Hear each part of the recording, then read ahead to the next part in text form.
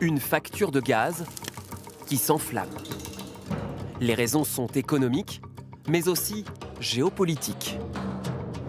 D'un côté, la Chine, en manque d'énergie. De l'autre, la Russie qui fait monter les enchères. Ce soir, enjeu de pouvoir, la guerre du gaz. Si votre gazinière vous coûte plus cher, c'est d'abord à cause de la reprise de l'économie.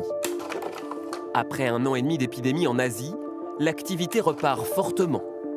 Les usines ont besoin d'énergie. Ces cargos méthaniers sont désormais très convoités. Il y a une concurrence sur le marché gazier entre l'Europe et l'Asie. Cela veut dire que certaines cargaisons de gaz qui auraient pu arriver en Europe sont détournées pacifiquement, ce n'est pas des pirates, sont détournées et vont vers le marché asiatique parce que les prix là-bas sont plus élevés. Vers l'Asie et la Chine en particulier. Dans le même temps, Pékin tente de limiter sa consommation de charbon, très polluant. Place aux centrales à gaz. De quoi faire décoller les prix.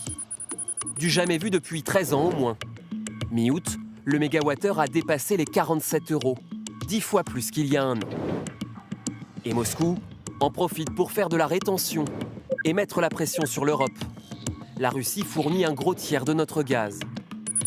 Ces gazoducs ici en bleu pourraient en acheminer beaucoup plus. Hors de question pour les Russes. Ils essayent de faire passer un message à la Commission en disant « Vous allez demain avoir encore besoin de gaz et donc vous aurez encore besoin de nous. Nous sommes un partenaire qui est nécessaire pour la croissance économique en Europe. » Vladimir Poutine a surtout un objectif.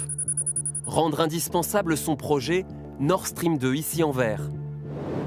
Un gazoduc sous-marin, aujourd'hui en chantier, est très critiqué par une partie des Européens qui redoutent d'être encore plus dépendants de la Russie.